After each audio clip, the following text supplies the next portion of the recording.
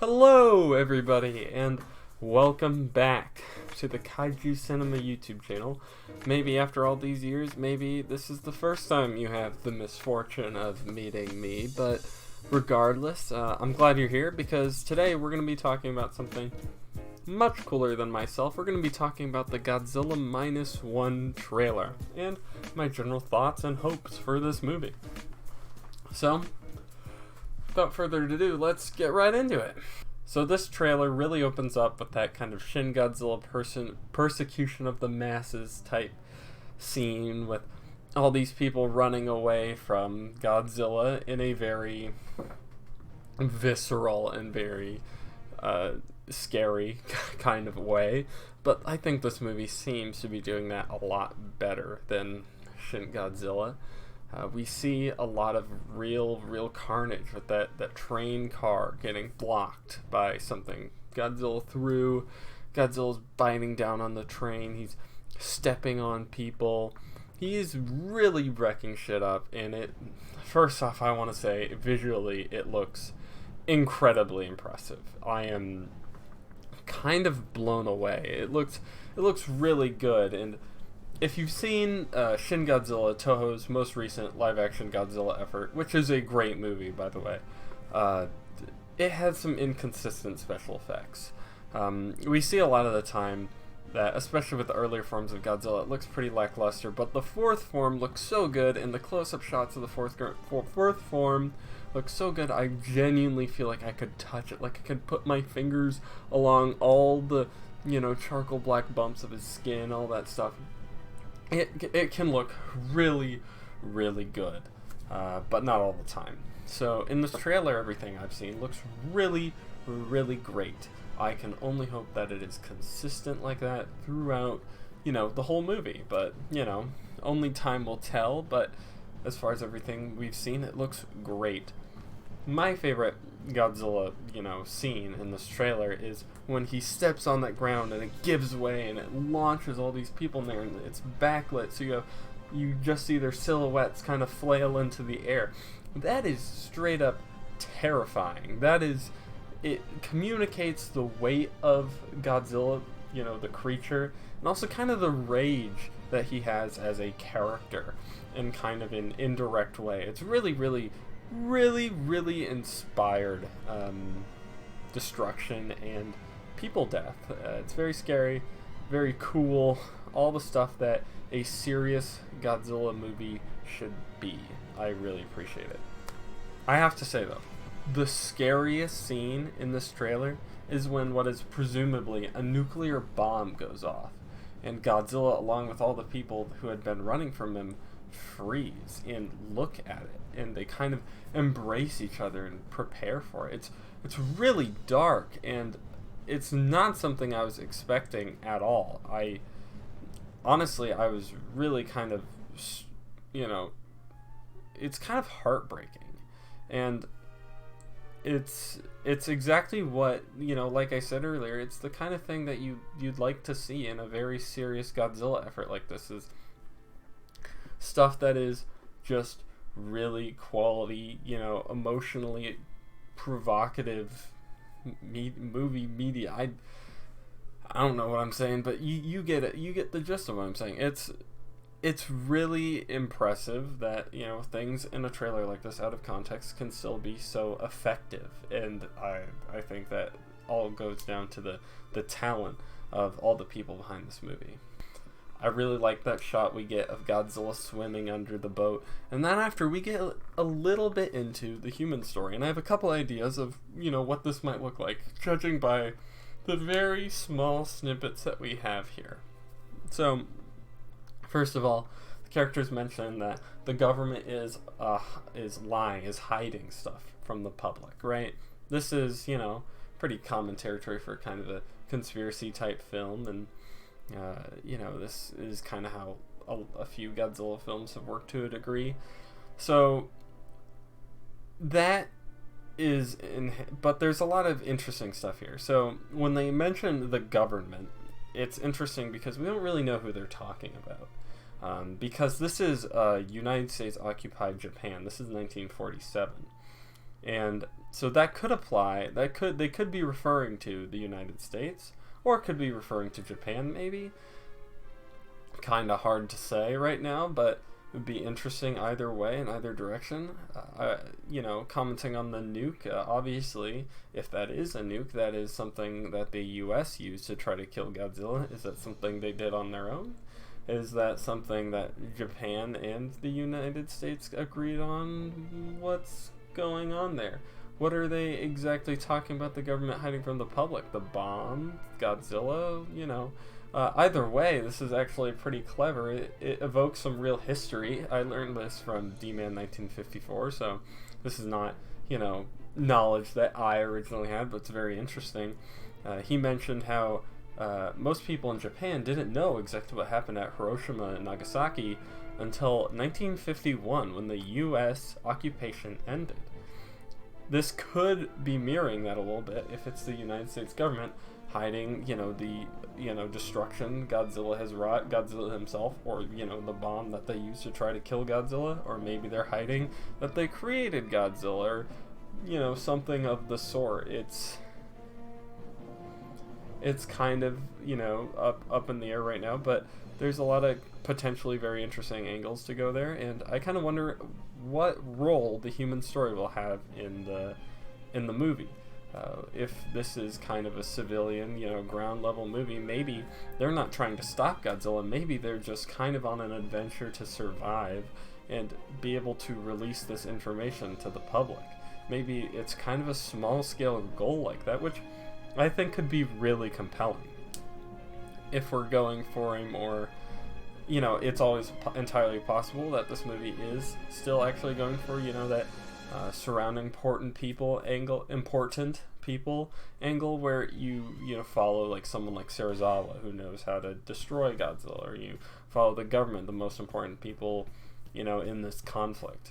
It could go either way and be interesting, but I would be pretty curious in, the idea of following very ground level people trying to accomplish very simple goals in this apocalyptic looking movie. I really would be interested to see that direction, come to fruition.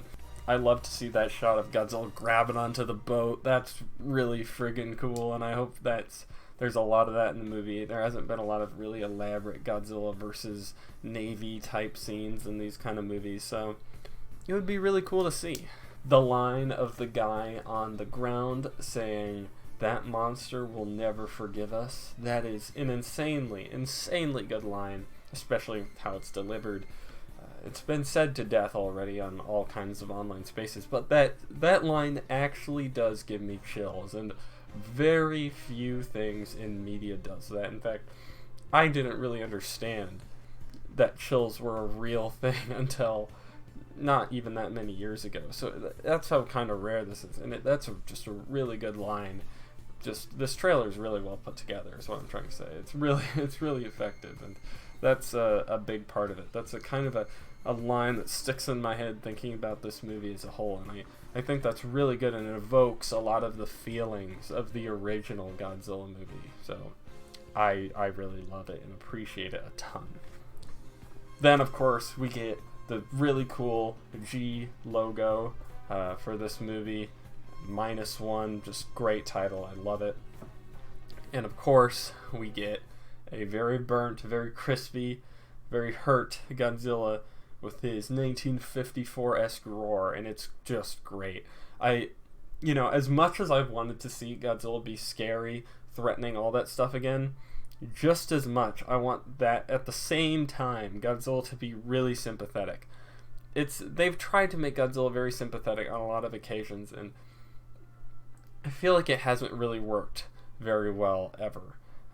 But this has the potential to really do it, because this is the obvious solution, is to show that trauma that he went through in all these iterations. Not all of these iterations, but most of the iterations of Godzilla.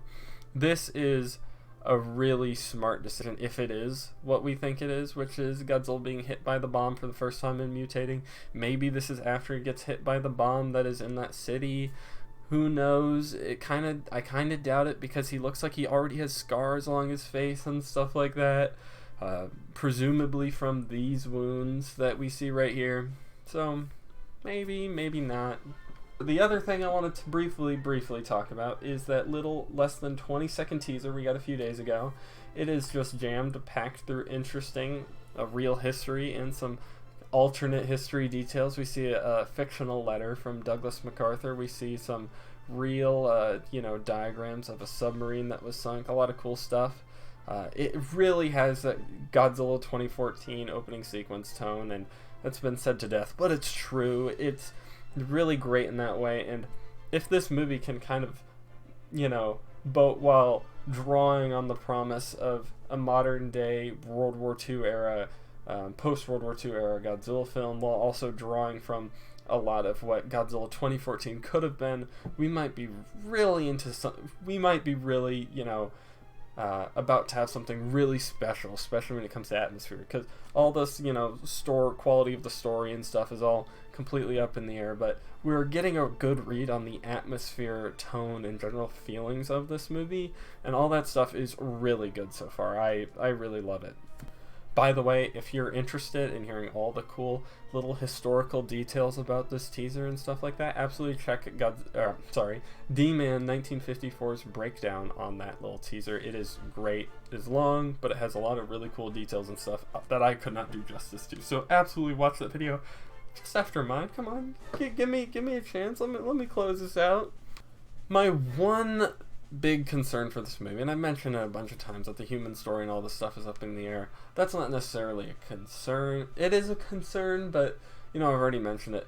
But my one, not talked about concern left for this movie just has to do with its setting. So a lot of Japanese media surrounding World War II tends to diminish a little bit some of be a little bit apologetic for imperialist Japan, and there's no evidence that this is going to happen in this movie. It's just something I'm concerned about, and would like to air my concern just a little bit. I just really hope that this movie does not do that. Again, no reason to believe it would, but I'm always cautious about these things because I don't want to be disappointed. The original Godzilla is really great at showing the evil everywhere.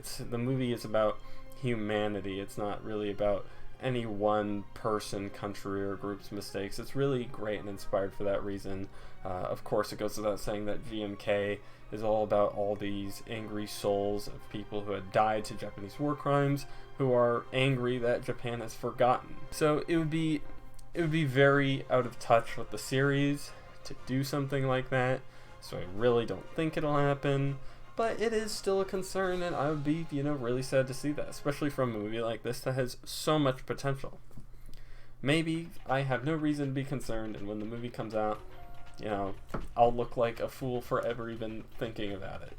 I hope that's the case, but I just wanted to air that concern because that's really the only thing I'm worried about, seriously, going into this movie. What are your guys' opinions on that? Are you worried? Are you not worried? What do you think about the trailer as a whole? Are you excited for the movie? I would really like to hear everything you have to say in the comments below. And now that I've kind of uploaded on YouTube, I'm still looking for stuff I want to do and talk about. There's plenty of kaiju media coming out in the near future for me to talk about, but if there's anything in particular that you'd like to see me do, talk about, or anything, just leave it in the comments below. I would really love to see what you guys would like to see from me, and I'll see what I can do. Obviously, I haven't uploaded in a long time. I owe you guys a little bit of an explanation, but it's really pretty simple. I'm in my last year of college. I have 2 degrees in 4 years.